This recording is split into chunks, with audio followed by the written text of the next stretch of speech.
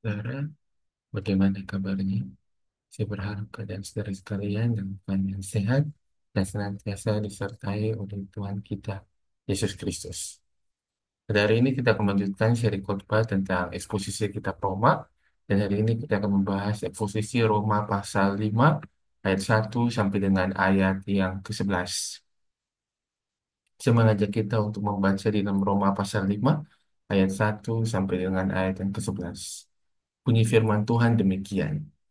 Sebab itu, kita yang dibenarkan karena iman, kita hidup dalam damai sejahtera dengan Allah oleh karena Tuhan kita, Yesus Kristus. Oleh Dia kita juga beroleh jalan masuk oleh iman kepada kasih karunia ini.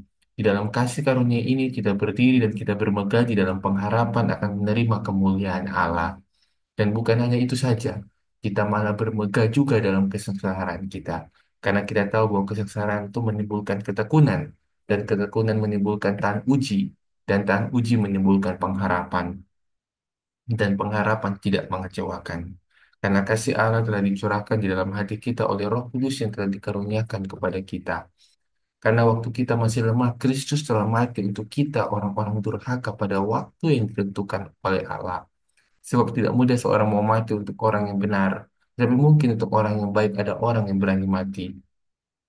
Akan tetapi Allah menunjukkan kasih-Nya kepada kita, oleh karena Kristus telah mati untuk kita ketika kita masih berdosa.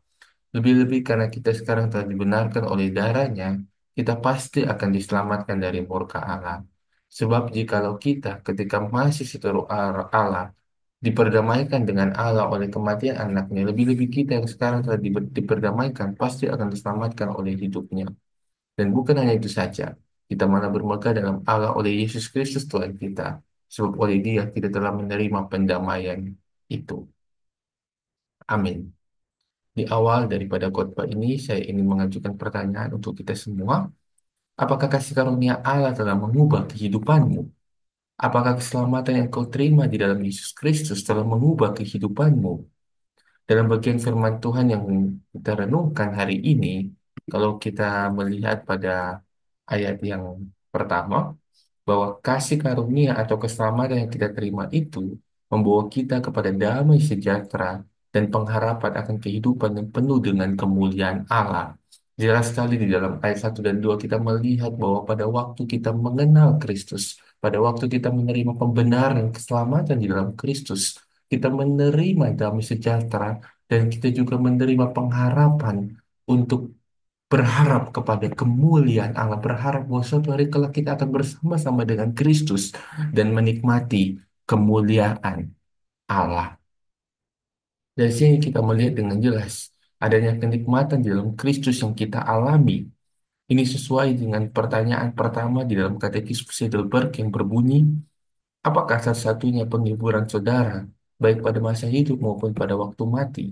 Dan jawabannya sangatlah indah adalah bahwa aku dengan tubuh dan jiwaku, baik pada masa hidup maupun pada waktu mati, bukan milikku, melainkan milik Yesus Kristus, Juru Selamatku yang setia. Karena kita adalah milik Kristus, maka hidup kita pun dibawa sesuai dengan maksud dan tujuannya. Dan kita percaya bahwa maksud dan tujuan Kristus dalam membawa kita untuk menjadi serupa dengannya.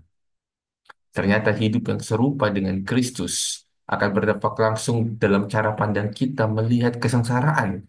Jadi pada waktu kita mengenal Kristus, cara pandang kita melihat kesengsaraan tidak lagi seperti orang yang tidak mengenal Kristus yang mungkin melihat kesengsaraan sebagai sebuah kutukan. Tetapi kalau kita telah mengenal Kristus, kita melihatnya dari sudut pandang Tuhan, maka kita akan melihat bahwa ada proses Tuhan yang diizinkan terjadi dalam kehidupan kita, dan ujungnya itu adalah kebergantungan kepada Tuhan.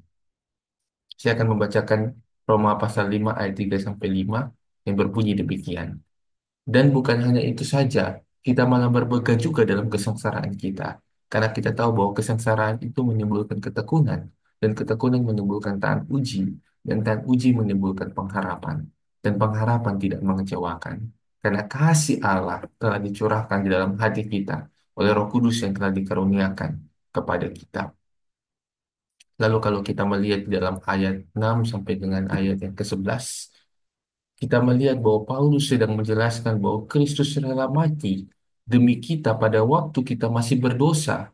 Allah mengasihi dan menerima kita bukan pada saat kita didapati Tuhan baik dan benar dan setia, tetapi Allah mengasihi dan menerima kita justru pada waktu kita masih berdosa. Kita seharusnya sangat bersyukur atas kebenaran ini, karena kebenaran ini mengingatkan kepada kita bukan karena kehebatan dan kebaikan kita, Allah menyelamatkan kita, tetapi hanya semata-mata anugerahnya, hanya semata-mata kasih karunia-Nya kita menerima keselamatan. Pertanyaan reflektif yang begitu kita renungkan pada hari ini adalah, apakah kita telah mengalami kasih karunia yang mengubah kehidupan kita? Apakah kasih karunia yang kita pahami, Kristus yang menyelamatkan kita, apakah itu betul-betul mengubah kehidupan kita, tidak hanya berakhir di kognitif kita, tapi itu betul-betul membawa pembaharuan dan perubahan di dalam kehidupan kita. Dan yang kedua adalah, bagaimana cara pandang kita terhadap kesengsaraan? Apakah kita melihat kesengsaraan sebagai kesempatan untuk bertumbuh, ataukah kita melihat kesengsaraan sebagai hukuman yang Allah berikan kepada kita? Dan yang ketiga adalah, apakah Injil selalu menjadi dasar dalam kita melihat proses yang diizinkan Tuhan terjadi dalam kehidupan kita? Kiranya Tuhan yang menolong kita semua untuk kita semua dapat menghidupi Injil. Soli Deo Gloria. Amin.